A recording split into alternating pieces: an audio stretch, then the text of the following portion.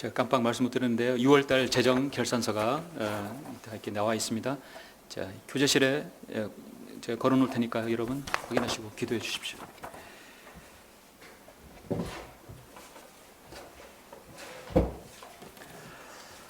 오늘 7월 첫 주 하나님의 말씀입니다.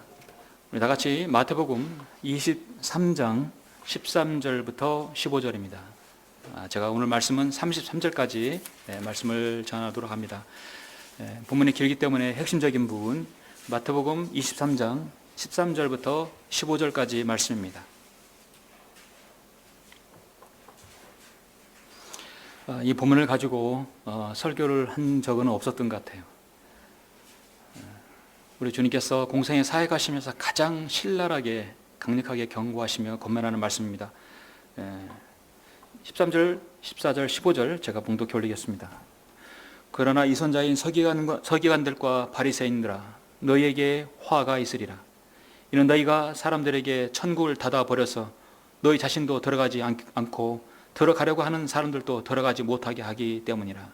이선자인 서기관과 바리새인들아 너희에게 화 있으리라. 이는 너희들이 과부들의 집을 삼키며 남들에게 보이고자 길게 기도하기 때문이라. 그러므로 너희는 더 큰 심판을 받으리라. 이선자인 서기관과 바리새인들아 너희에게 화 있으리라. 이는 너희가 한 사람의 계종자를 얻으려고 바다와 육지를 두루 다니다가 얻고 나면 그를 너희보다 2배나 더 악한 지옥의 자식으로 만들기 때문이라. 이 부분은 계속해서 반복되는데요. 먼저 15절까지만 보았습니다. 잠시 우리 말씀의 도전과 또 하나님 말씀을 여러분 은혜를 위해서 기도하시겠습니다. 은혜와 진리가 충만하신 아버지 하나님 감사를 드립니다. 오늘 7월의 첫 주 귀한 날 허락하셔서 원근 각처에서 주님 사랑하는 성도들 이렇게 모이게 해주시고 이 귀한 영과 진리 드리는 경배를 드릴 수 있도록 인도하심을 감사합니다. 우리는 이 마지막 시대 라오디게인들의 교회 시대에 살고 있습니다. 수많은 배교와 하나님을 거절함과 악한 무리들과 마귀들의 자식들과 그들과 뭉쳐서 아버지 하나님 혼란스럽게 우리는 이 세상을 지금 살고 있습니다. 그러나 하나님께 저희들 예수 그리스도의 보혈로 구원해 주시고 바른 진리의 말씀을 성별케 하셔서 한 무리들을 아버지 하나님께 성별케 하셔서 교회를 이루게 해주셨습니다. 하나님께서 이 천한 독립진료교를 허락하여 주심으로 이 소수의 성배될 무리들이 하나님 말씀을 경외하며 하나님 말씀을 두려워하고 경배를 드리고 있습니다. 주님께서 우리를 성별하신 목적을 오늘 말씀을 통해 바로 알게 해주시며 이 땅에 난무하는 얼마나 많은 교회들이 아버지 하나님 바른 진리의 말씀을 전하지 아니하고 수많은 사람들을 지옥의 자식으로 만들어 버립니까? 주님께서 질타하신 그 말씀을 그 본문을 가지고 오늘 제가 설교할 때 이 말씀이 듣는 우리 모두가 또 이 말씀을 듣는 모든 사람들이 귀한 도전을 받고 바른 교회의 지역교회의 필요성을 알 수 있도록 주님께서 인도하여 주시옵소서. 성령님께서 저희 입술을 주장해 주시고 의도하신 말씀을 바로 전달할 수 있도록 주님께서 역사해 주시길 원합니다. 주 예수 그리스도 이름으로 기도드렸습니다. 아멘. 오늘 말씀의 제목은 조금 도전적이고 교회에 다니는 사람들은 기분이 어떨지 몰라도 사실이 그러하니까 제가 오늘 말씀 제목은 교회의 놀이의 희생자들이라는 제목으로 말씀을 전하겠습니다. 교회의 놀이의 희생자들입니다. 하나님께서 이 땅에 세우신 3가지 주요 기구가 있습니다. 많은 기구들이 있지만 그건 인간의 정부에서 만들어낸 기구이죠. 하나님께서 창세기 3장에서 가정을 하나님께서 허락하셨습니다. 가정이 있습니다. 그리고 이후에 인간 정부가 나오게 되었죠. 하나님께서 세우신 정부입니다. 모든 통치권은 그래서 사실 근본적으로 하나님께 있는 것입니다. 그리고 가정이든 정부든 그곳에서 예수 그리스도를 통해 성별한 무리 바로 교회입니다. 그래서 이 땅에 세운 3가지 기구는 가정과 정부요, 그다음에 교회이죠. 이 3기관 중에서 하나님의 교회인 이 지역교회는 잃어버린 자들을 구원하고 성도들이 온전하게 되고 성도들 모두가 믿음의 하나됨과 하나님의 아들을 아는 지식의 하나됨에 도달하기 위해서 계속해서 그리스도의 충만하심의 그 장선한 분량에 이를 수 있도록 하기 위해서 교회가 세워졌습니다. 이런 하나님 뜻을 수용하기 위해 하나님께서 지역교회를, 보이는 지역교회를 세우시고 저 여러분을 허락해 주셨습니다. 에베소서 1장에서는 또 만물을 그의 발 아래 두시고 그를 만물 위의 머리가 되게 하셔서 교회에게 주셨느니라. 교회는 그의 몸이라고 알려졌습니다. 또 5장에서는 그리스도께서 교회를 사랑하셔서 교회를 위하여 자신을 주셨다고 말씀하고 있습니다. 마태오 16장에서 주님께서 이 반석 위에 나의 교회를 세우겠다고 말씀하셨고 그것을 실현하시려고 마태오 27장에서 갈보리 십자가에서 그 위대한 구속 사역을 이루심으로 교회를 탄생케 하여 했습니다. 그리고 이 교회 시대는 저 여러분 우리가 모두 교회에 속한 사람들입니다. 이 교회는 이제 요한계시록 19장에 가면은 우리가 저 셋째에 올라가서 어린 양의 혼인식의 신부로서 주님 앞에 나타나게 될 것입니다.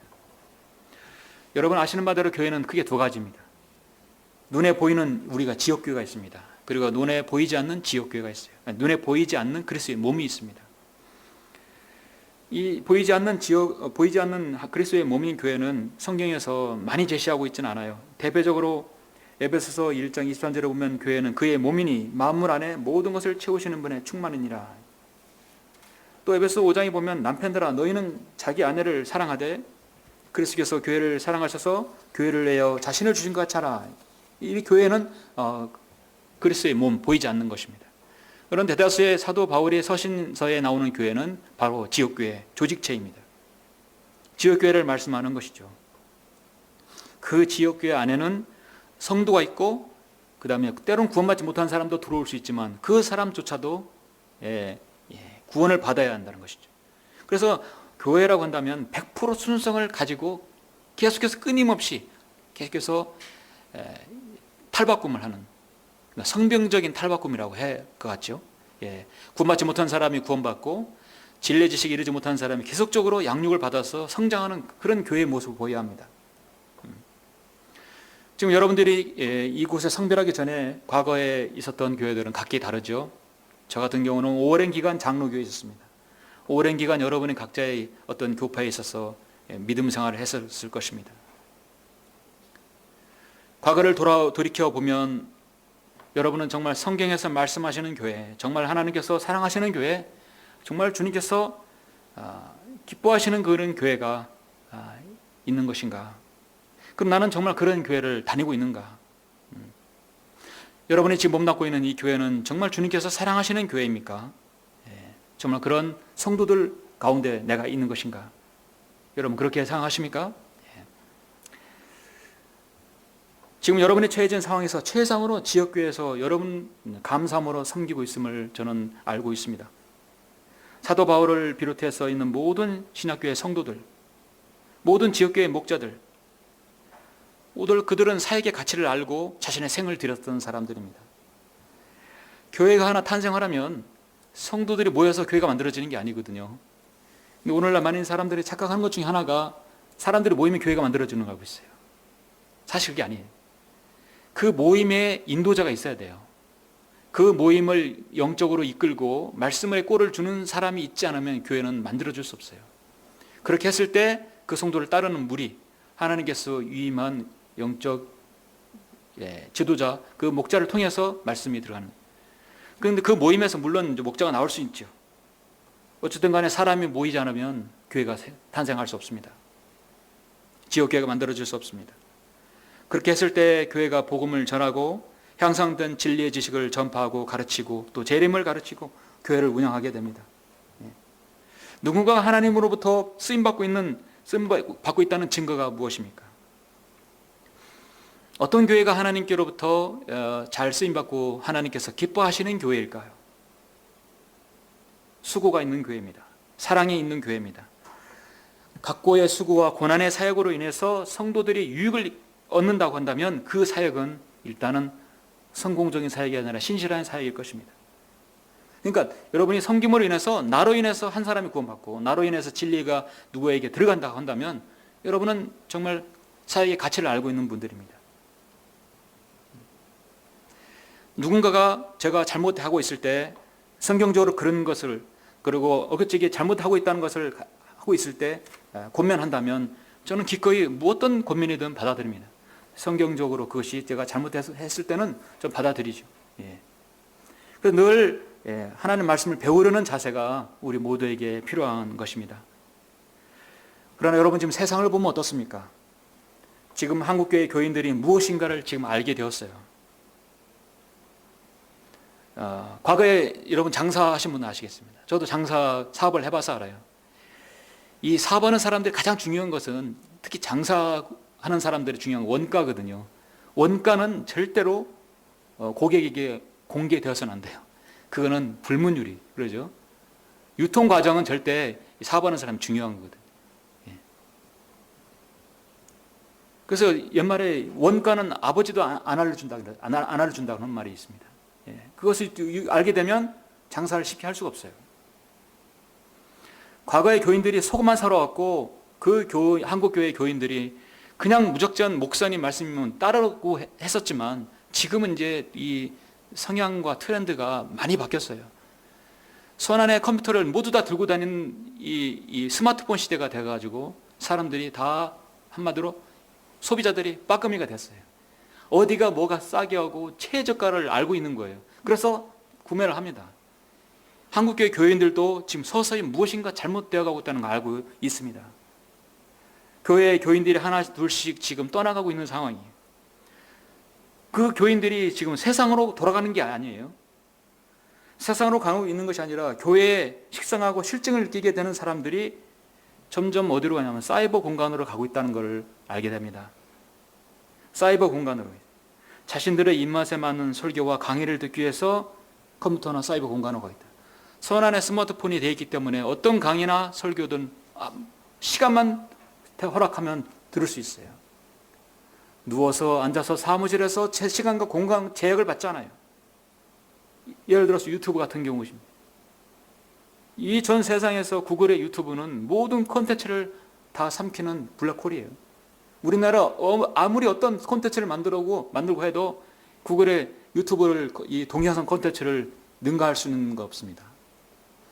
분명히 이것은 마지막 적그리스도가 구글을 쓸 수 있을 거라고 믿습니다. 구글을 통해서는 이 땅에 우리가 살 수가 없어요. 여러분 이치 추적이 다 되는 것입니다. 요즘 들어서 여러 곳에서 신앙 상담 전화가 자주 옵니다. 기존 한국 개신교에 속했던 사람들입니다. 아주 오랜 기간 동안 믿음 생활을 해오던 분들이 지금 전화를 해서 더 이상 교회를 못 다니겠다고 하는 것입니다. 그들은 신앙의 연륜도 있고 인생의 삶의 경륜도 있습니다. 나이도 더 많으신 분들이 저보다 많은 분들이 전화가 와요. 무엇이 아쉽다고 저에게 오겠습니까? 전화가 오겠습니까? 구원받은 자신들이 볼 때 이것은 교회의 모습이 아니다. 내가 진리의 눈을 떠보니까 지금까지의 교회의 모습은 성경적인 것이 아니었다.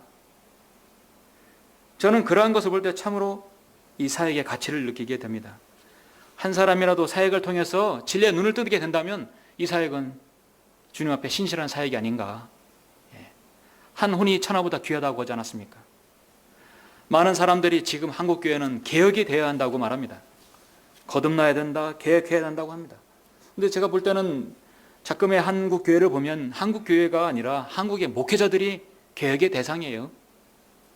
우리나라 정치가 개혁돼야 한다고 하는데 구체적으로 하면 여의도에 있는 사람들이 개혁이 돼야 되는 거예요. 사실은 이 나라 한국교회를 보면 한국교회가 아니라 한국교회 목회자들 15만 명이 개혁이 되면 바로 서면 이 나라는 바로 설 수 있어요. 물은 위에서 흐르기 때문에 위에서부터 개혁이 돼야 되는데 사실 요원한 것이죠. 세상에서 여러분은 교회 내의 크고 작은 문제들이 언론에 나오는 걸 볼 수 있습니다. 교회의 목사의 비리와 횡령 문제, 건축을 둘러싼 문제, 그런 많은 입에 올리기도 부끄러운 죄들이 세상에 오르내립니다. 들립니다. 최근에도 그랬었죠. 오늘 한국교회 자화상인 것입니다. 여러분 금융기관에서 가장 신뢰가 없는 직업군이 이제 목사가 됐어요. 1600년대, 1700년대에는 감리교 교도들 영국이라든지 그때 당시에는 내가 저 동네 아래 감리교 다닌다고 하면 은행에서는 보지도 않고 대출해 준다고는 그런 말이 있지 않습니까? 감리교 다닌다면 그럼 볼 것 없이 그냥 신뢰했다는 것이죠. 지금은 가장 직업이 신뢰가 없는 직업군이 바로 목사입니다. 미국에서도 비자라든지 뭘 했을 때는 한국 목사라는 것은 일단 한번 걸르고 본다는 것이죠. 지금 교회는 언젠가부터 세상보다도 더 문제가 더 많이 있고 부패와 타락이 만연한 곳이 되었습니다. 교회를 깊이 알면 알수록 더 심각하고 더 부패가 가득한 곳이라는 걸 사람들이 알고 있습니다. 오히려 믿음이 성장하지 않고 믿음이 떨어져 나가서 교회를 떠나버리는 사람들이 많아진다는 것입니다. 저는 이런 시점에서 주님께서 강력하게 당시 종교 지도자들에게 질타하신 말씀을 통해서 한국교회의 일명 교회 놀이에 대하여 교회 놀이를 하는 그런 사람들, 그런 목회자들, 거기에 빠진 사람들에게 강력한 권고와 권면을 드리고자 하는 것입니다. 또 우리는 모두 한국교회의 현실을 알고 한 사람이라도 내가 진리의 바른 말씀을 전해서 그들을 그곳에서 성별케 하는 것입니다. 그러기 위해서 하나님께서 나이가 이 자리에 나를 이곳에 세웠다, 여러분 생각하시면 됩니다. 물론 제가 아무리 이 설교를 해서 한편의 설교가 한국교회의 문제를 제기하고 제시해서 그들을 일깨워주고 그들의 근본적인 구조 계획을 한다는 것은 사실 어렵습니다. 계란으로 파헤치기일 뿐인 것이라는 걸 알고 있습니다. 그렇더라도 이따가 마지막에 말씀드리겠지만 예레미야 5장에 한 사람의 의인, 한 사람이라도 주님의 진리의 말씀을 전하는 사람이 있구나, 아직은 이 시대에 하나님의 말씀을 들어야 할 때가 있구나, 들어야 할 곳이 있구나, 그런 가능성을 여러분 보여주기 위함인 것입니다. 우리 다 같이 본문을 마태복음 23장을 한번 보시겠습니다. 이 23장은 예수님께서 갈보리 십자가의 구속 사역을 이루시기 전에 이제 종교 지도자들은 바리새인과 서기관들에게 마지막에 그 신랄하게 경고와 주의를 주는 장면입니다. 근데 이미 22장의 순서를 보면은 이미 종교 지도자들은 이미 예수님께 마음이 떠났어요. 그는 하나님을 모독하는 자다, 백성을 선동하는 자다, 오히려 자신들의 종교 행위에 거스른 방해가 되고 있는 것입니다. 주님은 이미 마태복음 11장에서 무차원적인 무제한적인 초청을 했어요. 수고하고 무거운 짐진 자들아 다 내게로 오라. 누구든 가릴 거 없다는 것이죠. 그런 상황에서 종교 지도자들은 바리새인과 서기관들을 대상으로 해서 강력하게 경고하시는데요. 사실 1절부터 12절까지 제자들에게 먼저 주의를 주고 있습니다. 12절, 11절 보시면 마지막에 너희 가운데 가장 큰 자는 너희 종이 되어야 하리라. 누구든지 자신을 높이는 자는 낮아질 것이요 자신을 낮춘 자는 높아지리라. 제자들에게 하신 말씀이지만 이제 앞으로 이어질 초상 같은 서리발 같은 온율의 서리발 같은 그런 질타는 이 13절부터 제시됩니다. 여러분, 성경에서 본문에서 마가복음 9장에서 지옥에 대한 경고 그걸 빼고 주님의 말씀하신 부분에서 가장 강력한 신랄한 비판이며 경고의 말씀입니다. 당시 이 말씀을 들은 그들은 정말 그 이를 갈면서 주님을 죽이라고 계획했겠죠. 거의 사실 이 경고는 욕설에 가깝습니다. 이선과 불과 이선자들아 너에게 화 있으리라, 저주받으라는 것이죠. 주님의 온유한 나사렛 사람으로 보기엔 찾아볼 수가 없습니다. 그런 모습은 없습니다. 그러나 때론 주님은 거짓 교사들, 종교 위선자들에게 강력하게 책망하셨어요. 우리 주님께서는 온 세상을 구원하시기 위해서 자신의 목숨을 내버릴 정도로 사랑이 풍성한 분이고 자비로우신 분이세요. 그러나 죄에 대해서는 철저하게 증오하시고 경고하시는 주님이심을 알 수 있습니다. 오늘날 강단에서는 죄에 대한 강력한 메시지가 사라져가고 있습니다. 성도들이 어떤 자신의 그 다니는 교회의 사람들의 죄와 심판과 혹시 구원받지 못하면 지옥에 간다는 그 강력한 구절을 제시하잖아요. 교회 강단에서 지옥에 대한 설교를 저는 사실 장로교에서 들어본 적이 없었어요. 지옥이 어떤 곳이고 지구 중심이 어떤 곳이라는 걸 들어본 적이 없었어요. 왜냐하면 혹시라도 상처받는 교인이 있지 않을까, 그 교인이 두려워서요. 죄를 지적하고 심판을 지적하면 혹시 마음이 상해서 돌아가지 않을까, 상처받는 교인들을 걱정하느라 하나님의 말씀을 전하지 않는 것입니다. 진리와 오류는 반대되고 죄의는 반대되기에 진리를 사랑할수록 오류와 불의를 더 미워해야 한다고 성경은 말씀하고 있습니다. 그런데 그러하지 않고 오늘날 교회는 사랑, 화합, 하나됨, 나눔 그런 것만을 강조합니다. 천안시 서북구 경찰 서북경찰서 뒤에 가면 완네스 교회라고 있어요. 우리가 완네스 교회가 대체 뭐냐? 사실 영어의 표현이거든요. O-N-E-S-S 완네스 하나됨 교회예요. 하나됨 교회, 다락방 교회. 이름이 참 멋있다고 생각했죠. 하나됨 교회. 그리고 오늘 교회에서 외치는 것이 나눔, 화합입니다. 갈라디아서 5장에서 성령 열매는 사랑과 기쁨과 화평과 오래 참음, 친절, 사람, 믿음, 온유와 절제다. 그러한 것을 반대할 법이 없다고 말씀하셨고, 고린도서 13장에서는 사랑은 오래 참고 친절하며 사랑은 시기하지 아니하고 사랑은 자랑하지 아니하며 교만하지 아니하고 무례하게 행하지 아니하며 자신의 유익을 추구하지 아니하고 급히 성내지 아니하며 악을 생각하지 아니하고 불의를 기뻐하지 아니하며 진리를 기뻐하고 모든 것을 참으며 모든 것을 믿고 모든 것을 바라며 모든 것을 견뎌낸다 했어요. 사랑은 뭐냐? 불의를 기뻐하지 아니한다 했어요. 악을 생각하지 아니하고 불의를 기뻐하지 않고 진리를 기뻐한다 했습니다. 불의를 기뻐하지 아니하고 진리를 기뻐하는 것이 사랑입니다. 근데 불의를 보도 기뻐하고 또 자신의 존재감이 없게 설교한다면 안 되겠죠. 불의는 불이고 그건 죄는 죄라고 지적해야 그것이 강단에서 나오는 말씀입니다. 지금 오늘날 한국교회는 교회의 놀이의 절정을 이루고 있습니다. 제가 왜 교회의 놀이라고 말씀드렸냐면 이제 13절부터 우리 주님께서 질타하신 내용을 보면 여러분이 알 수 있습니다. 교회의 놀이란 말은 성경에 없지만 교회를 하면 교회 놀이가 나요. 교회를 통해 성도를 온전케 해야 되는데 온전케 하기는커녕 구원받지도 못하게 한다는 것이죠. 교회 놀이의 희생자들은 크게 세 부류가 있습니다. 제가 성경을 자세하게 묵상해 보니까 13절부터 30절에 세 부류가 있더라고요. 어떤 희생자들인가? 한국교회 교회 놀이의 희생자들 누구인가? 자, 첫 번째는 구원받지 못한 교인들입니다.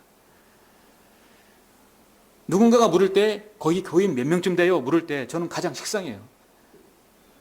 그들이 뭘 알고 질문 개념이 없는 것이죠.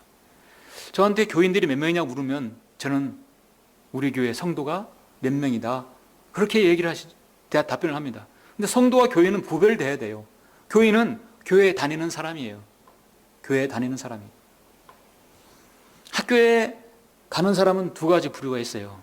학교에 공부하러 가는 사람이 있고 학교에 누구를 만나러 가는 사람이 있을 거예요. 그렇죠?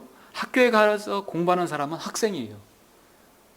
그런데 공부하러 가지 않고 다른 볼일로 가는 사람은 학생은 그 학생 교족부에 없는 거예요. 교회를 다니는데 생명체 기록되지 않는 교인들이 얼마나 많습니까? 한국교회 교회 놀이 희생자들은 첫 번째 구원받지 못한 교인들이에요. 가장 가슴 아픈 현실입니다. 13절 15절 보시면 그러나 이선자인 서기관과 바리새인들아 너희에게 화가 있으리라. 이는 너희가 사람들에게 천국을 닫아버려서 너희 자신도 들어가지 않고 들어가려고 하는 사람들도 들어가지 못하게 하기 때문이라. 이선자인 서기관과 바리새인들아 너희에게 화가 있으리라. 이 마태복음 이 14장이 이 부분은 삭제되어 있어요. 듣기 싫으니까 한 구절이라도 빼야 되겠죠. 이는 너희에게 과부들이 집을 삼키며 남들에게 보이고자 길게 기도하기 때문이라. 그러므로 너희는 더 큰 심판을 받으리라. 이선자의 서기관과 바리새인들아 너희에게 화 있으리라. 이는 너희가 한 사람의 계종자를 얻으려고 바다와 육지를 두루 다니다가 얻고 나면 그를 너희보다 2배나 더 악한 지옥의 자식으로 만들기 때문이라. 사실 여기 있는 이 서기관과 바리새인 대상으로 해서 대다수의 사람들은 이거를 로마 카톨릭에다가 대다수 적용하고 말아요. 이 뒤에 있는 이하 33절까지 구절을 로마 카톨릭에 적용하게 되고 정작 오늘날 한국교회 교회 누리하는 그 교회는 적용하지 않게 되는 것을 봅니다. 우리는 로마 카톨릭은 아예 제쳐두죠. 그들은 하나님 믿는 사람이 아니라 그는 마리아를 숭배하기 때문에 그들은 바빌론 숭배자들이에요. 그는 우리에서 논할 가치가 되지 않아요. 제쳐두자는 것이죠. 불교도 마찬가지고 아니니까요. 그러나 교회라는 곳을 세워놓고 십자가를 세워놓고 비슷한 곳을 세워놔서 사람들에게 구원받지 못한 교회 놀이 하는 사람들이 있기 때문입니다. 현재 한국교회 교회들은 이단의 기준을 정해놓습니다. 감리교든 개신교든 기독교 연합회에서 이단을 기준을 정해놔요. 이단의 특징은 삼위일체를 부인하고 교주를 우상화하고 과격한 단체다.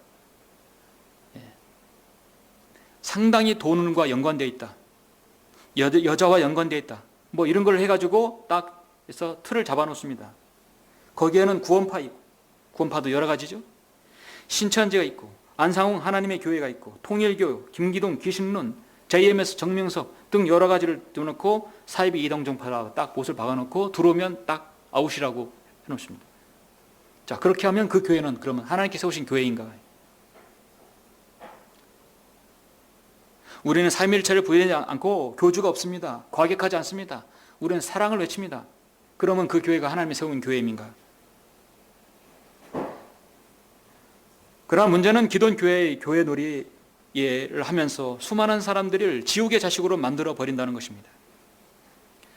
이 사전 전체를 보면은 여러분 이선자와 화이슬이라는 말이 8번 나오는데요. 우리는 여기서 한 단어를 보게 되는데 13절에서 천국을 닫아버린다 말이 나오지요. 왜냐하면 마태복음에서의 이 경륜상에 보면 지금 천국이란 말이 맞아요. 그렇죠? 말씀이. 주님께서는 다윗의 아들로 오셔서 유대인의 왕으로 오셨어요. 예수 그리스도를 유대인의 왕으로 받아들이면 천국은 그 시대에 당대에 도래하는 것입니다. 뿐만 아니라 그들은 하나님 나라도 받아들일 수 있는 것이죠. 먼저 예수님을 왕으로 받아들이면. 그런데 가장 싫은 사람들이 그걸 서기관과 바리새인들이 그걸 싫은 거예요. 예수님을 왕으로 받아들일 수 없었습니다. 예수 그리스도의 왕되심을 가로막는 무리가 바로 당대 종교 지도자들이었어요. 그들은 성경에서 거짓 교사들이고 이선자들이라 했습니다. 그래서 그들을 천국을 닫아버려서 너희 자신도 들어가지 못하게 하고 들어가지 않고 들어가려고 하는 사람도 들어가지 못하게 한다는 것입니다. 이런 천국의 문을 예수님께서 베드로에게 주셨고 베드로가 사도행전 2장에서 문을 열었죠. 이러한 모습은 은혜의 복음이 전파되는 지금도 동일하게 진행형입니다. 이 부분을 여러분 천국 대신에 하나님 나라로 바꿔버리면 어떻습니까? 마찬가지죠. 이 나라의 이선자인 서기관과 바리새인들이 얼마나 많습니까? 여러분 이선자가 뭐예요? 한 입으로 두말하는 사람이에요. 겉으로 보기에는 반지름하고 좋아 보이도 안에서는 양의 탈을 쓴 이리와 같다는 것입니다. 교회에서 화합을 외치고 사랑을 말하고 나눔을 말해도 실질적으로 그 사람이 혼이 어디로 가는지 관심이 없는 거예요. 우리는 건전한 교회입니다. 가끔 주보를 보면 우리는 건강한 교회입니다. 우리는 사랑이 있습니다. 화합이 있고 나눔이 있습니다. 우리는 대한예수교 장로회, 대한기독교 감리회, 무슨 교단이 있습니다. 그리고 마크를 딱 해놓죠. 대한예수교 장로회. 그래서 사람들은 안전한 교회라고 그곳에 들어가는 것입니다. 문제는 그 사람들이 자신이 구원받지 못하고 들어갔다가 결국 무덤에 들어가기까지 구원받지 못하고 가는 사람이 얼마나 많습니까? 여러 곳에서 상담이 들어오면 저는 가장 먼저 묻는 것이 당신은 구원받았습니까? 지금 죽어도 예수 그리스도를 믿고 지금 죽어도 하늘나라 갈 확신이 있습니까? 구원받았습니까? 예, 받았습니다. 그러면 어떻게 구원받았습니까? 묻죠. 예. 성경적 근거 아래 구원받다면 이제 그 교제할 수 있는 것이 형제님, 자매님이라고 할 수 있습니다. 예. 그렇죠. 구원받지 못했으면 전화상으로 영접을 해서 구원받게 해서 전화상으로 기도해서 영접을 합니다. 사실 그 전화상으로도 충분히 할 수 있는 거죠. 많은 사람들이 구원받지 못한 상태에서 종교생활에 빠져 있다가 낙담하게 된 사람들이 옵니다. 그리고 감사하게도 구원받게 받은 사람들은 자신이 구원받은 이후에 영적으로 성장하지 못해서 답답해서 전화 오는 거예요. 그들의 모든 공통점은 하나입니다. 이게 교회입니까? 14절에서 보면 이선자인 서기관과 바리새인들아 너희에게 화 있으리라. 이는 너희의 과부들의 집을 삼키며 남들에게 보이고자 길게 기도하기 때문이라. 그러므로 너희는 더 큰 심판을 받으리라. 성도들의 순수한 마음을 자극시켜서 헌금을 강요한 나머지 교회 내 가난한 과부들의 돈을 축복 기도로 뺏어가 버립니다. 선교란 목목으로 사람들을 모아서 해외에 보내놓고 그들은 역시 한국형 교회 놀이를 하고 있습니다. 여러분, 단기소란 선교란 말을 좀 들어보셨어요? 요새 곱이라는 그 단체에서 한국 선교해서 재벌이 된 사람이 있어요. 이 곱이라는 단체에서 평신도를 모아놓고 단기 선교를 보냅니다. 특히 이라크 이렇게 모술 아주 굉장히 위험한 지역으로도 보내기도 합니다. 알고 보니까 본인도 구원받지 않은 상태에서 가는 거예요. 언어의 장벽은 물론이라니와 그들이 가서 무엇을 할 수 있겠습니까? 한국 교인들은 속고 있어요. 한반도는 미혹당하고 있는 것입니다. 여러분, 데살로니가 후서 2장 10절을 한번 보시겠습니다.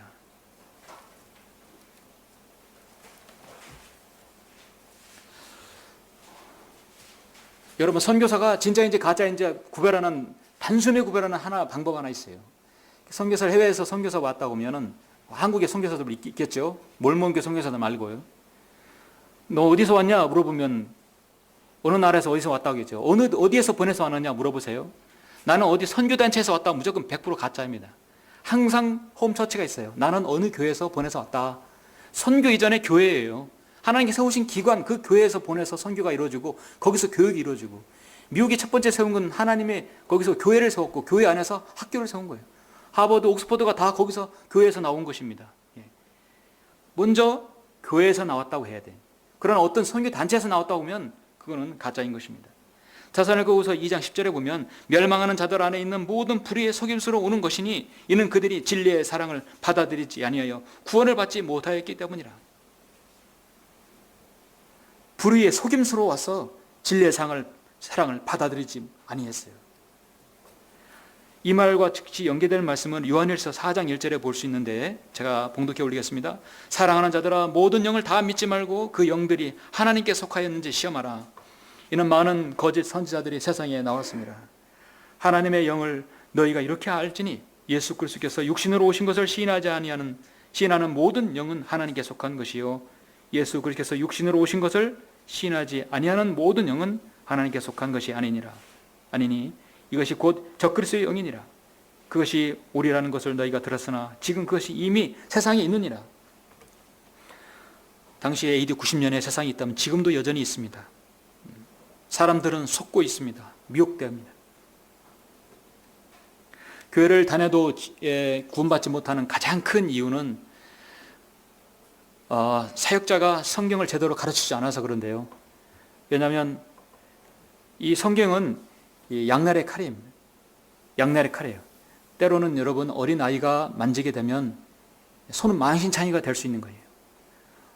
아무것도 모르는 어린 아이에게 면도날을 쥐어보세요. 생각만 해도 끔찍한 일이에요. 그러죠? 구원받지 못한 사람이 또 하나님 세우신 설교자가 아닌 그 사람이 이 하나님의 말씀을 전달할 때 주먹구구식으로 경륜에 따라서 설교하지 않고 가르치지 않게 되면 얼마나 많은 사람들이 미혹으로 빠지겠어요. 여러분, 성경은 럭커 목사님은 한 사람을 하늘나라로 보낼 수 있는 말씀이 있고 어떤 구절은 지옥으로 보내는 구절이 있다고 얘기한 적이 있었어요. 오늘날 많은 교인들을 지옥으로 보내는 구절이 세 구절을 여러분 잠깐 소개하면, 여러분 마태복음 24장을 한번 보십시오. 오늘 본문 다음 장이죠. 주님께서 맡은 24장을 이제 올리브산에서 설교를 하죠.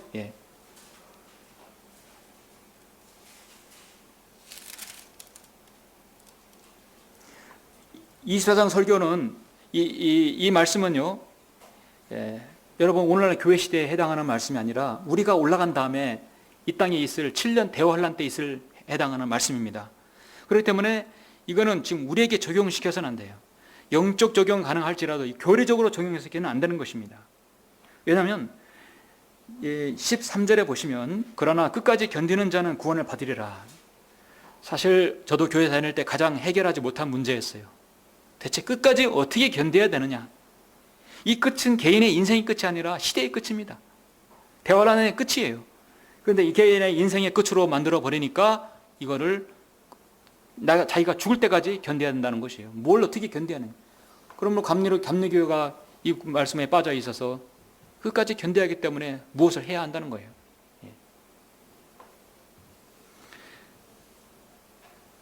끝까지 견뎌야 돼요. 그래서 곧바로 이것을 야고보서 2장으로 넘어가게 되면, 자, 야고보서 2장을 보십시오.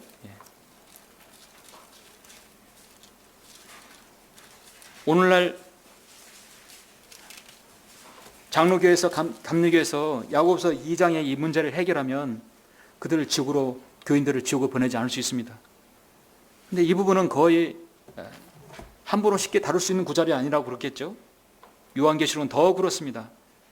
야고보서 2장 여러분 14절 보시면, 나의 형제들아, 만일 누가 믿음을 가지고 있다 하면서 행함이 없다면 무슨 유익이 있겠느냐? 믿음이 그를 구원할 수 있겠느냐? 제가 중3 이후에 구원받은 다음에 고등학교, 대학 시절에 가장 난해한 구절이 이거였어요. 역시 해결하지 못하고 넘어갔던 것입니다. 만일 형제나 자매가 헐벗고 그날의 양식조차 없는데 너희 중에 누가 그들에게 말하기를 평안히 가라, 몸을 따뜻하게 하고 배부르게 먹으라고 하면서 그 몸에 필요한 것들을 주지 않는다면 무슨 유익이 있겠느냐? 대환란 때에 해당하는 말씀이죠. 유대인들은 굶주릴 수 있어요. 근데 이걸 적용시키게 되면 이 시대에 그와 같이 행함이 없으면 믿음만으로는 죽은 것이니라. 최소한 선행도 해야 된다는 것이죠.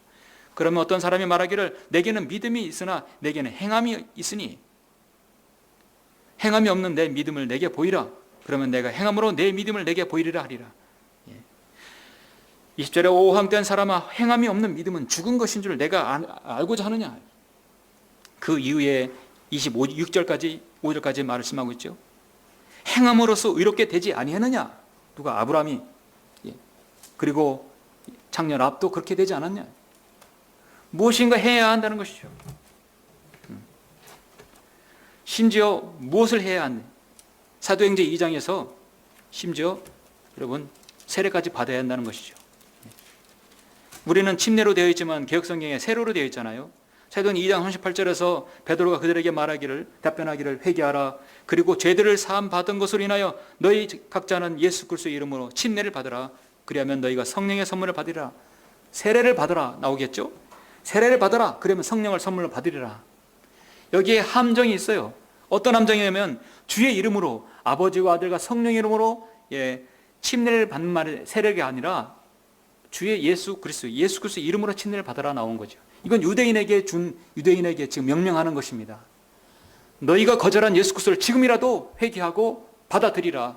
그러므로 침례를 받으라. 그러면 너희가 성령을 선물로 준다. 그 말씀인 것입니다. 아직 교회 시대가 경륜이 시작되지 않았던 그 시대의 말씀이에요. 근데 이런 구절, 심지어 여러분 순복음에서라든지 세례 주는 곳 많죠? 장로교, 감리교 이런 구절로 인해서 세례 받으면 구원받은 걸로 착각하는 것이죠. 이외에도 너무나 많지만 제가 볼 때는 크게 이 세 구절이 교인들을 지옥으로 보내는 구절이란 말씀입니다. 그러니까 종교 행위를 강조하는 것이에요. 저도 제가 택함 받았는지 선택받았는지 알기 위해서 무지했었어요. 그 중에 하나가 저는 새벽 기도했어요. 새벽 기도를 가야 계속 유지가 되니까요. 구제하고 어떤 사람은 봉사하고 어떤 사람은 직분을 받아야 되고 특히 헌금 문제죠. 과거의 헌금 문제로 인해서 자유롭지 않았던 사람이 어디 있습니까? 아침에 인터넷에서 빠졌을 때 봉투에도 이 투명 봉투가 되어 있어서 돈을 넣으면 색깔을 나올 수 있는 투명 봉투, 비닐 봉투. 우리 과거에 헌금 많이 냈죠? 생일 감사 헌금, 헌신 예배 헌금, 구역 예배 헌금, 또 인천 번제 헌금, 선교 헌금, 주정 헌금, 11조, 건축 헌금. 보통 지금 몇 개예요? 11개. 하는 사람들은 이 봉투 11개를 넣어야 되는 것이죠.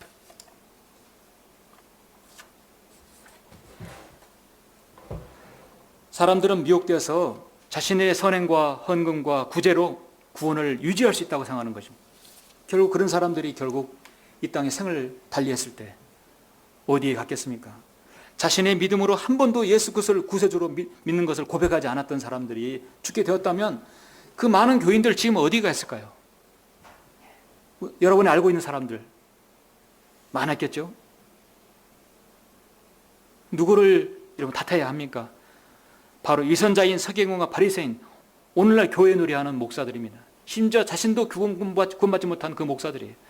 그는 자신도 사람들에게 하나님 문을, 하나님의 나라를 닫아버리고 너희 자신도 들어가지 않고 들어가려고 하는 사람들도 들어가지 못하게 하기 때문이라.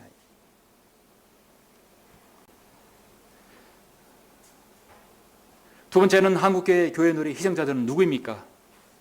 두 번째는 진리의 지식으로 무장하지 못한 사람들입니다.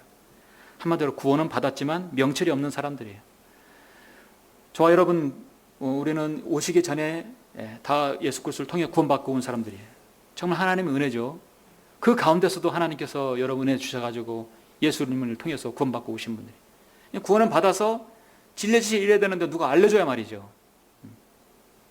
그 이후 16절부터 22절까지 보시겠습니다.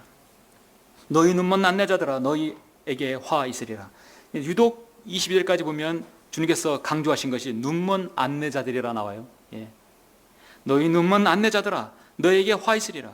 너희는 말하기를 누구든지 성전으로 맹세하면 아무것도 아니나 성전에 금으로 맹세하면 빚진 자라고 하니, 너희 어리석고 눈먼 자들아, 어느 것이 더 크냐?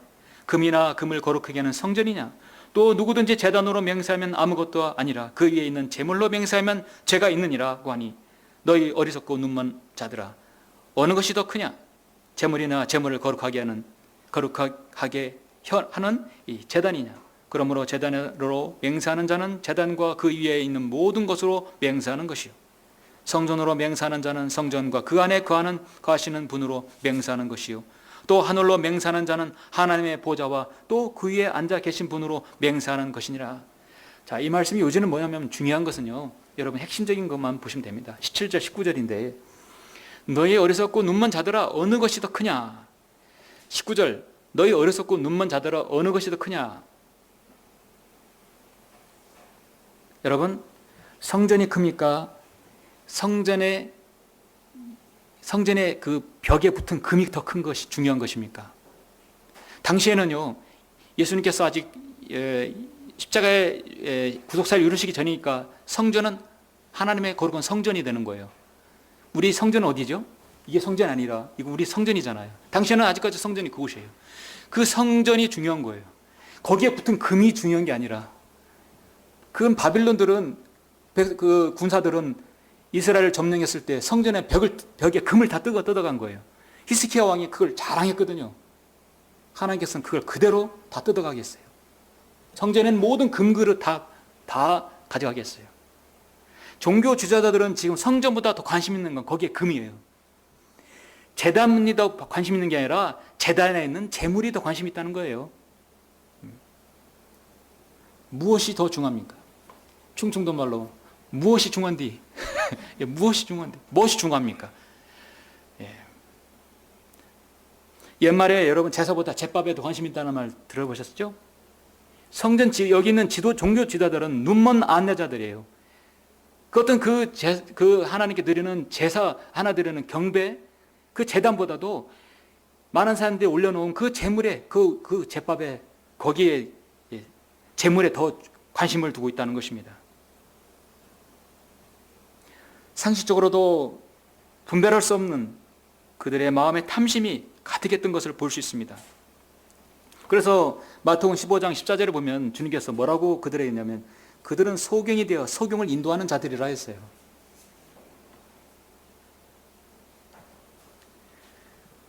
소경을 인도할 수 있습니까? 여러분은 어떤 장애인 부부를 본 적이 있으세요? 남편은 앞을 못 보는 시각장애인이고 아내는 잘 걷지 못하는 아내, 휠체어를 타고 인도하는 거예요. 그래도 볼 수 있잖아요. 근데 부부가 소경이면 어떻게 되겠어요? 누가 누구를 인도하겠어요? 너희는 소경이 되어 소경을 인도하는 것이라니까 이 바리새인들이 화가 나서 요한복음 9장에서 뭐라고 했냐면, 우리가 소경이란 말인가? 그러니까 예수님께서 그들에게 말씀하시기를, 만일 너희가 소경이라면 죄가 없을 것이나 이제 너희가 말하기를 우리는 본다고 함으로 죄가 남아있다. 역설적이죠. 우리가 소경이란 말인가?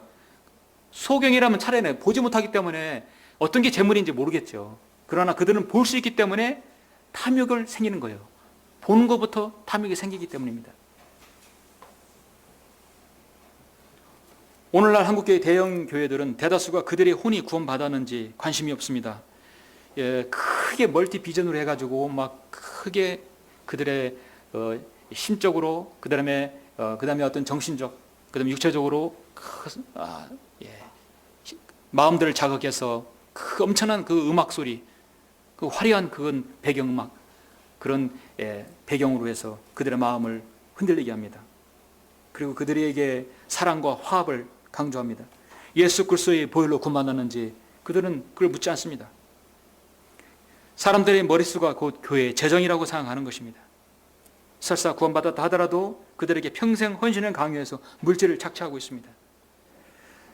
자, 두 번째 그룹은 뭐냐면 교회 놀이 희생자들은 구원을 받아서도 진리 지식에 이르지 못하는 거예요.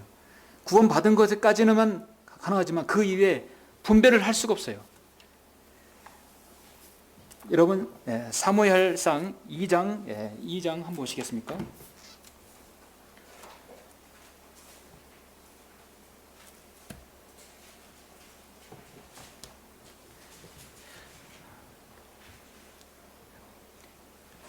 모세의 형 아론 대제사장 이제 제사장은 이렇게 또 직계로 내려가기 때문에 상속이 되기 때문에 나답과 아비후도 다른 불을 하나님께 드리다가 레위기 11장에서 그들은 불에 타 죽어버렸죠. 그리고 또 제사장의 아들이면서 가장 추악한 가장 정말 벨리알의 아들이 또 있어요. 대표적으로 가장 본이 되지 못하는 아들이죠. 바로 엘리의 아들들입니다. 사무엘상 2장 12절에 보면 한편 엘리의 아들들은 벨리알의 아들들이라 그들은 주를 알지 못하더라.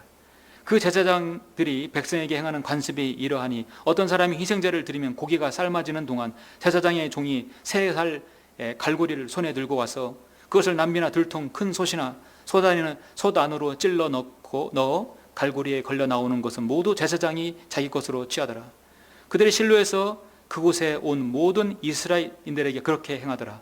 또한 그들이 기름을 태우기 전에 제사장의 종이 와서 제사 드리는 사람에게 말하기를 제사장을 위하여 구울 고기를 달라. 내게 삶을 고기를 원치 아니하고 날고기를 원하신다 하였으며 만일 어떤 사람이 그 종에게 말하기를 사람들로 기름을 반드시 지금 태우도록 하고 그 다음에 내 혼이 원하는 만큼 가져가라 하면 그가 대답하기를 아니라 당장 그것을 내게 달라. 그렇지 아니면 내가 강제로 빼앗아 가리라. 그걸 익혀서 먹지도 않고 생으로 먹는 것이죠. 지금 이 벨리의 아들들은 어떤 재단보다도 관심 있는 것이 그들의 그 재물에 관심이 있는 거예요.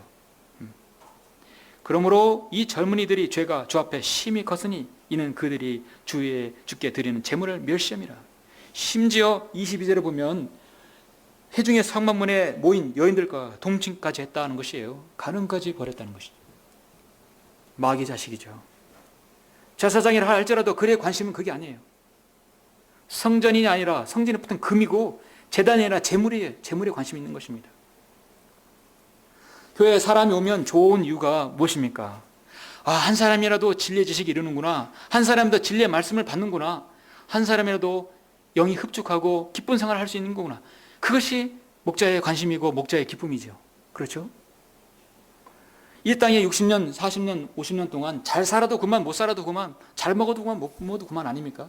영혼에 비하면 점에 불과한 그 시간을 왜 하나님께서 세웠다고 하는 그 교회에 왜 관심을 다른 데 두고 있는 것이죠? 그들은 요한계시록의 4장에 요한계시록 3장에 보면은 정말 여기는 눈먼 안내자리라고 나왔고 마지막 라오디게인들의 교회 시대에 그런 사람들이 어떤 사람들이냐면 바로 나는 부자며 부유하고 아무것도 부족한 것이 없다고 하지만 너는 비참하고 가련하고 가난하고 눈멀고 헐벗은 것을 알지 못하노다. 눈멀고 헐벗어 버렸다는 것이죠. 멋있는 크리스탈 강단에 샌드리아의 좋은 화면, 조명시설에 마이크에 좋은 목소리에 뻔지름한 양복에 하나님 보시기엔 그것은 눈멀고 헐벗었다고 말씀하고 있는 것입니다. 그러면 한국교회의 많은 어린 그리스도인 구원은 받았지만 왜 거기에 계속 안주하고 속고 있는 것인가? 중요한 이유가 있어요. 가장 큰 것은 첫 번째 디모데후서 2장 15절의 말씀처럼 진리의 말씀을 올바로 나누지 못하기 때문에 속고 있는 거예요. 하나님의 진리의 말씀을 접할 수 있는 기회를 그들이 얻어야 합니다. 그래서 우리가 끊임없이 선교를 방송을 나가고 또 여러분 개별적으로 성경을 알리는 거예요. 이 진리의 말씀을 알리는 것이죠. 우리는 성경을 파는 사람들이 아니에요. 진리를 샀기 때문에 진리를 무료로 나눠주는 것이에요. 하나만 찾겠습니다. 여러분 히브리서 5장을 보시겠습니다. 자, 구원은 받았어도 그들이 속는 이유, 그들이 희생자들이 된 이유, 거기서 생을 낭비하고 돈을 낭비하고 모든 것을 낭비한 이유가 무엇이냐? 히브리서 5장 12절, 14절, 저는 여기에 답이 있다고 봅니다. 그때로 보면 너희가 마땅히 선생들이 되었어야 할 터인데 이제 다시 하나님의 말씀의 기초 원리들이 무엇인지를 누군가가 너희에게 가르쳐줘야 하니, 여러분 표시하십시오.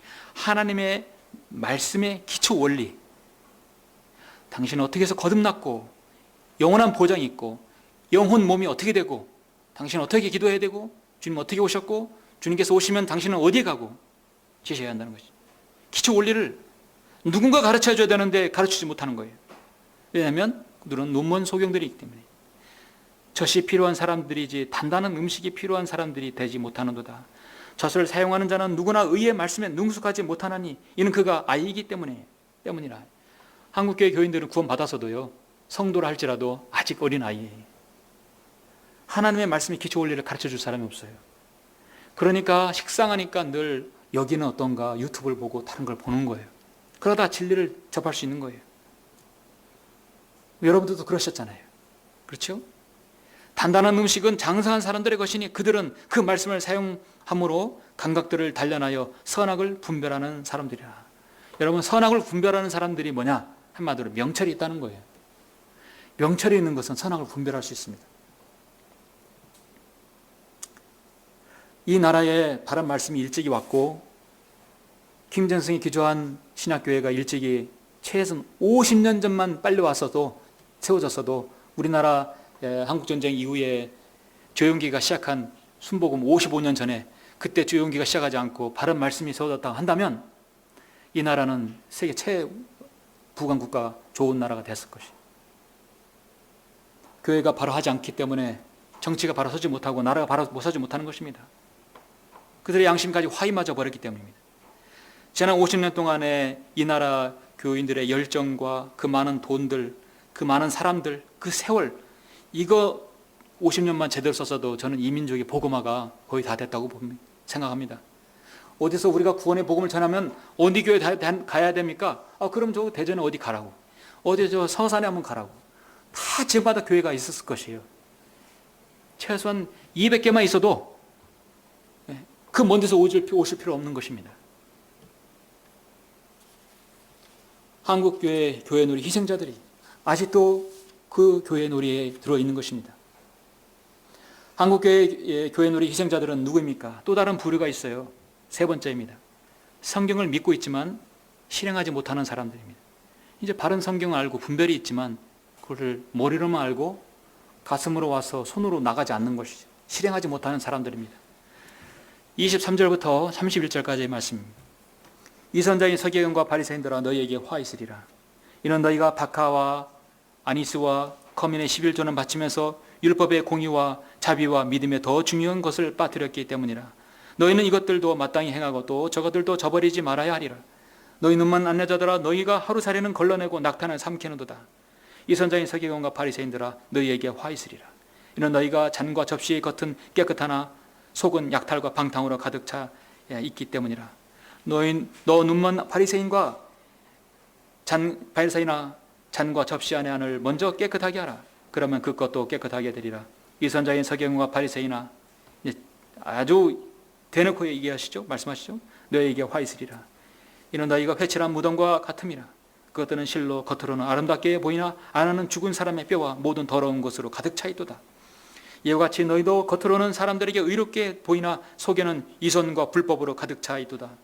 이선자인 서기관과 바리새인들아 너희에게 화 있으리라. 이는 너희가 선지자들의 묘를 세우고 의인들의 무덤을 꾸미며 말하기를 만일 우리가 우리 조상의 때에 살았더라면 선지자들의 피를 흘리게 하는 그 사람들에게 가담하지 아니했으리라고 하미니 그래야 너희가 그 선지자를 죽인 자들의 자손님을 스스로 증거하는 것이라. 31절까지였습니다.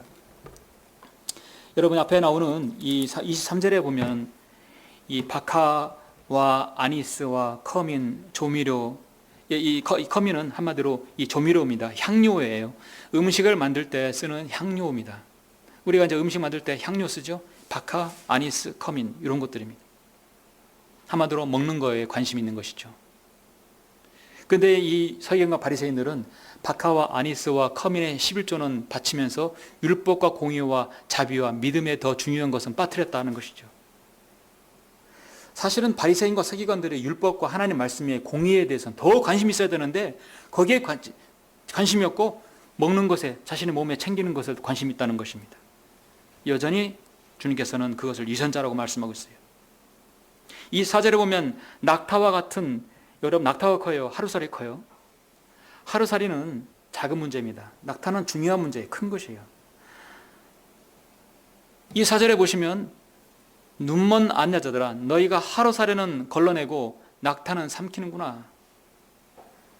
낙타는 통과해버리고 하루살이는 걸러서 문제에 집착한다 이거죠. 정작 성도들에게 중요한 문제는 넘어가 버리고 그들에게 보이는 간단한 문제만 그들이 걸르고 넘어진다는 것이죠. 그 27절에 다시 한번 보시면 이 선자의 서기관과 바리새인들아 너희에게 화 있으리라. 이는 너희가 회칠한 무덤들과 같음이라. 그것들은 실로 겉으로는 아름답게 보이나 안에는 죽은 사람의 뼈와 모든 더러운 것들로 가득 차 있도다 했어요. 여러분 요한계시록의 3장의 마지막 교회가 라오디아인들의 교회 시대예요. 그 교회는 마지막 배교라고 성경은 말씀하고 있습니다. 여러분 배교는 무엇입니까? 배교는 우리가 이제 이 땅을 배교한 한국교회라고 하는데 엄밀히 말씀드리면 사실 잘못된 말이에요. 한국교회가 바르게 선 적이 없었어요.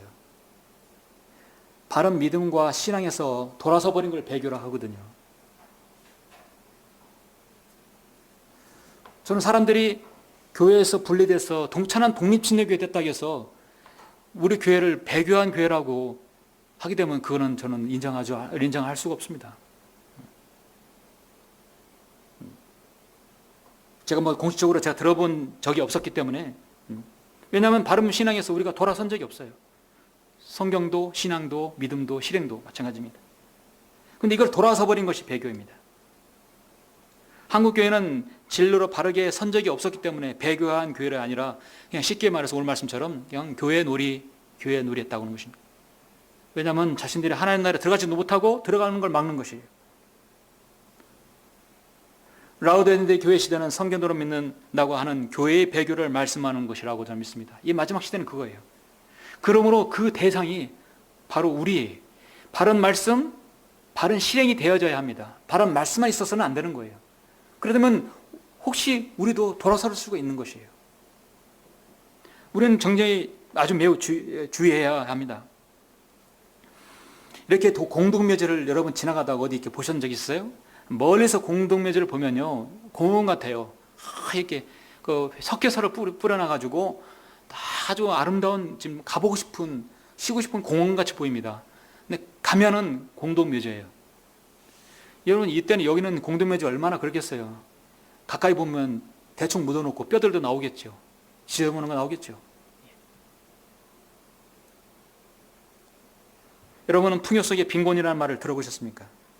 만약 교회가 바른 말씀이 있어도 성도들의 영적 기갈에 시달리고 영적 회복은 요원하고 우리가 스스로 최고다고 자만하는 그 풍요 속의 빈곤을 본다면 성도가 얼마나 불쌍하겠습니까? 바른 말씀, 바른 실행이 있어야 돼요. 만약에 교회가 목자 세습이라든지 교회 건물 건축 빌미로 헌금을 강요하면 그건 안 되는 것입니다. 일부 깨어있는 기도하는 성도들의 소리 없는 외침을 들어야 돼요. 구렁이의 숫자와 실적 그런 데 얽매여서 사람들을 복음 전파의 딜레마에 빠지게 하는 것, 그거 문제입니다. 무엇보다도 베드로전서 5장에 보면 목자는 성도들이 군림하지 말아야 되고 지배하지 말아야 된다겠어요. 그 에베소서 요한계시록의 에베소 교회에게 책망하는 것이었고 에베소에서 잘했다는 것인 거예요. 베드로전서 5장에서 목자는 군림하지 말고 지배하는 자가 되지 않아야 합니다. 그렇게 군림하고 복음 전파의 딜레마에 빠져 있고 실제 복음 전하는 숫자도 허위로 기재하고 그런 소리 없는 외침이 있는 그런 사람들의 그 외침이 있는 그런 교회에서 나는 차라리 같이 안 하겠다는 거예요. 그런 교회 그룹에서 저는 우리가 나온 것입니다. 성경도로 믿고 성경도로 실행해야 한다는 것입니다. 바른 성경 가지고 있으면 우리는 다 만사 오케이고, 우리는 하나님께서 기뻐하시는 사역하고, 무조건 저 하늘나라 갈 때까지 우리는 만사 오케이입니까? 무조건 하나님 기뻐하는 사역할 수 있나요? 그렇지 않아요. 지속적으로 마귀의 방해가 있고 공격이 있는 것입니다. 그럼 우리의 실행은 계속적으로 성별을 요구하고 계속해서 성경적인 탈바꿈을 해야 합니다. 아, 이것이 성경적이지 않다. 그럼 바꿔야 되는 것이죠. 목자도 지적받을 수 있고 바로 잘못할 수 있기 때문에 받을 수 있는 것이죠. 그래서 성도의 기도가 필요한 것입니다. 영적 지도자가 하나님의 말씀과 가르치는 것뿐만 상담하는 것에서 잘 현명하게 지혜롭게 성도를 이끌 수 있게 해달라고 기도하는 것이 첫 번째 성도의 기도일 것입니다. 제가 볼 때는 앞으로 이 땅에 정말 성경대로 믿는 교회에 큰 판도 변화가 앞으로 있을 것이에요. 중요한 시점이 있을 것입니다. 그럴 때 정말 하나님께 사랑하는 교회의 노래에 휩쓸리지 않는 교회가 뭐냐면 하나님의 바른 말씀을 믿고 그걸 실행해야 하는 것이죠. 사랑하는 성도 여러분, 말씀의 결론을 맺겠습니다. 32절, 33절 보시면 마지막에 뭐라 했습니까? 그러므로 너희가 너희 조상들의 분량을 채우라. 너희 뱀들아, 마지막으로 주님께서 너희 뱀들아, 독사들아. 오늘날 이렇게 설교하는 사람이 있을까요? 우리 주님께서는 강력한 지옥 설교자이면서 강력한 위선자들에게 그렇게 질타하시는 겁니다. 너희 뱀들아, 독사들의 세다야, 어떻게 너희가 지옥의 저주에서 피할 수 있겠느냐? 너무나 강력한 말씀입니다. 여러분 분량을 채우라는 말씀을 잘 아셔야 하는 것은 뭐냐면, 분량을 채우라는 것은 자신들의 죄를 완전 포화 상태에서 다 채우라는 얘기거든요. 분량을 채우라는 얘기는 이스라엘이 현재 위선자인 서기관과 바리새인들의 분량을 채우는 것 마지막 한 방울이 뭔지 아십니까? 그거는 예수 그리스도 십자가에 못 박는 것이에요. 예수 그리스도 십자가에 못 박음으로써 너희 죄들을 완전히 딱 꽉 채우는 겁니다. 주님께서 그럴 것을 아시는 거예요. 그래서 너희 분량을 채워라. 너희들이 할 일을 해라인 거예요. 하나님께서 이 땅에 창세기에서 그들의 죄가, 이방인들의 죄가 그렇게 창대해질 때 주님께서 뭐냐면 아모리인들의 죄악이 아직 다 차지 않았다. 그들의 죄악이 더 찰 것이다. 죄악이 찬다는 것이죠. 사도 바울도 유대인들에게 복음을 전할 때 그들의 죄를 채운다고 말하고 있어요. 데살로니가전서 2장 15절 16절에 보면 그들은 주 예수 그리스도와 자기들의 선지자를 죽였고 우리를 박해하였으며 하나님을 기쁘시게 하지 아니하였고 모든 사람을 대적하여 우리가 이방인들의 구원을 위하여 말하는 것을 금지시킴으로 항상 자신들의 죄를 채우니, 죄를 채운다 하는 거예요. 그 분량을 채우는 거예요. 유대인들이요. 이는 그들에게 임한 진노가 극에 달하였습니다. 이와 동일한 말씀을 로마서 11장에서 이렇게 말씀하고 있어요. 형제들아, 너희가 스스로 지혜 있는 체하지 않기 위하여 이 신비를 너희가 모르기를 내가 원치 아니하노니 이는 이방인들의 충만함이 차이까지는 이스라엘의 일부가 완고하게 된 것이라. 이방인의 충만함이라는 것은 바로 그들 자신들의 죄를 채우는 것을 말씀하고 있는 거죠. 교회의 숫자 번영이 아니라 그들의 죄악을 말씀하고 있는 것입니다. 사도 바울은 이 땅에 교회 놀이하는 자들에게 질타하는 말씀이 두 말씀인데요. 로마서 16장과 3장, 빌립보 3장 19절에 말씀하고 있어요. 마지막 장 로마서에서는 뭐라고 했냐면 그러한 자들은 우리 주 예수 그리스도를 섬기는 것이 아니라 자기들의 배를 섬기는 것이라 말씀하고 있어요.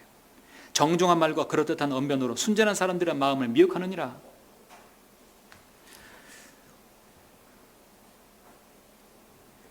빌립보 3장 19절에서는 그들의 종말은 파멸이며 그들의 하나님은 자기들의 배요 그들의 영광은 자기들의 수치 속에 들어있고 그들은 땅의 것들을 생각하느니라.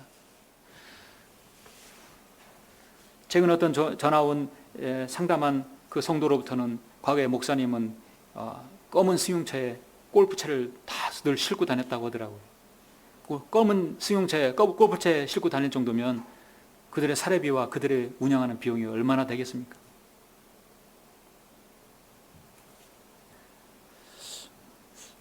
물론 목사가 골프를 칠 그건 가능성이 없을 것 같아요. 그럴 시간이 있을까요, 과연? 예.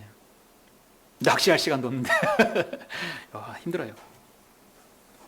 얼마나 많이 바쁘겠습니까? 그렇게 많은 성도라면 많은 성도들이 일일이 다 기도하고 그들의 모든 영적 생활을 감지해야 되는데 그럴 시간 어디 있겠어요? 그들은 예수 그리스도를 섬기는 것이 아니라 자기들의 배를 섬긴다고 했어요. 이 배요. 여러분, 정말 주님의 몸이라고 말할 수 있는 교회가 이 땅에 얼마나 될까요? 그들은 비즈니스를 했으면 크게 성공했을 사람들이 이 나라의 목회자가 되어서 기업화하는 교회를 하고 있습니다. 누군가 작은 지역교회를 향해서 그들은 할 게 없어가지고 생계형 목회를 하고 있다, 그런 말을 하고 한다면 그 사람은 사업형 목회를 하고 있는 거예요. 먹고 살라고 목회한다는 말씀은 우리 성경을 믿는 목회자에게 수치예요. 그런 말에서 그건 가장 큰 욕이거든요. 예, 저는 먹고 살라고 목회한 게 아닙니다.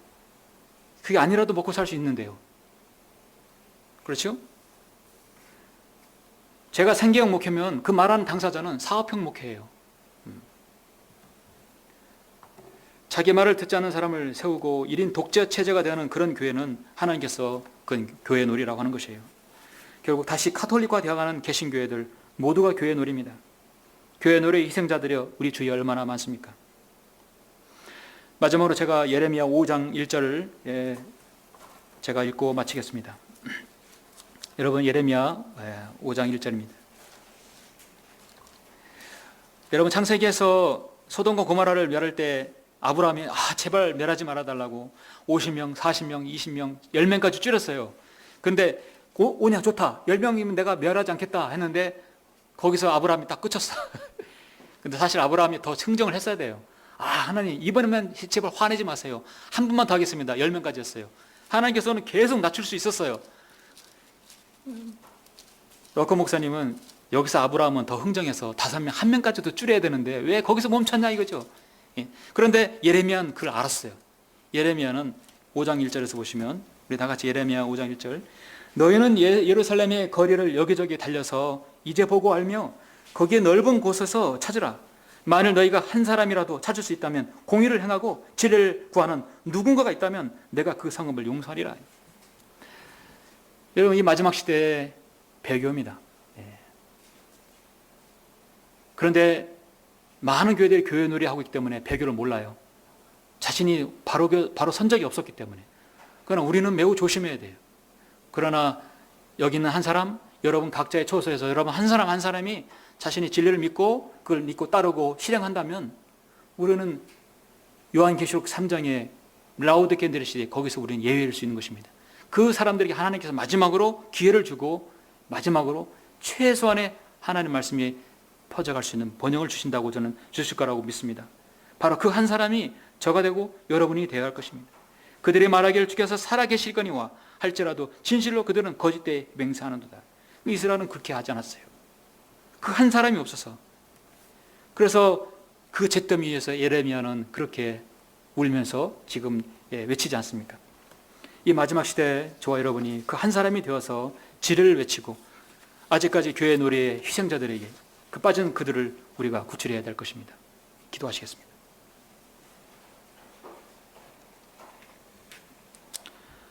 존귀하시고 위대하시며 참으로 우리에게 사랑이 풍성하신 아버지 하나님 감사합니다. 저는 한국교회 교회 놀이의 희생자들에 대해서 설교하였습니다. 얼마나 많은 한국교회 교인들이 구원받지 못한 채 교회 생활을 하고 있습니까? 그들의 신앙의 스스로의 양심에 아버지 하나님 화인에 빠져서 자신의 양심에 이것이 믿음 생활이다 하고 했던 그 믿음이 하나님께서 나는 너를 알지 못한다고 했을 때는 어떻게 되겠습니까? 그들의 마음에 예수 그리스도를 주로 영접하지 못한 한국 교인들이 얼마나 많습니까? 그들을 아버지 하나님 우리는 구출해야 합니다. 그들에게 한국 교회의 교훈을 일깨워야 합니다. 설사 그 안에서 구원받았다 하더라도 그들은 진리의 지식을 이루지 못하고 분별하지 못하며 아버지 하나님 그들은 선악을 분별하지 못하는 명철이 없는 사람들입니다. 우리가 바른 진리의 말씀으로 그들을 일깨워서 바른 성김이 되도록 우리가 이끌어야 할 것입니다. 주님께서 여기 있는 작은 이 소수의 무리들이 오늘 예레미야 5장의 말씀처럼 한 사람이 되어서 바른 진리의 말씀을 외치고 그 누구라 할지라도 그 누가 포기할지라도 배교할지라도 나는 하나님의 바른 말씀으로 진리 앞에 좌우로 치우치지 아니하고 바른 진리 말씀 앞에 우뚝 설 수 있는 여기는 모든 한 각인이 될 수 있도록 인도하여 주시기 원합니다. 이 시간 자신을 돌아보는 귀한 계기가 될 수 있도록 인도해 주십시오. 주 예수 그리스도 이름으로 기도드렸습니다. 아멘. 잠시 반주가 나올 때 여러분 오늘 말씀을 잘 되새기기 보시면서 정말 한국교회의 이 많은 안타까운 현실에서 내가 진리의 말씀을 고수하고 지키며 실행해야 할 사람이 될 것입니다. 오늘날 그리스도인이 세상을 바라보면 정말 비참한 그 자체입니다. 세상의 정치도 그렇죠. 사회도 그렇고 특히 이 교계도 그렇습니다. 교회가 개혁되어야 된다고 말하면서도 언제나 교회를 교회되도록 만들지 못하는 기성세대의 목회자들, 진부한 교회의 정통만을 강조하는 목회자들, 이 주위에 얼마나 많습니까? 지금의 한국교회 목사들은 피라미드식의 교회의 구조상 최정상에 위치해 있습니다. 가장 낮고 천한 자리가 아니라 가장 높은 최정상 자리에서 그들이 군림하고 있습니다. 이 모든 문제의 해결은 답은 하나입니다. 주님께서 다시 오셔야만 합니다. 주님께서 오셔서 모든 것을 하나님의 말씀대로 심판하셔야 합니다. 그날에 오기까지, 그날에 오기 전에 한 사람이라도 그곳에서 성별할 수 있도록 우리가 진리의 말씀을 그들에게 알려주고 일깨워줘야 합니다. 한국교회 목회자들은 더 이상 교회 일을 그만둬야 합니다. 그쳐야 합니다.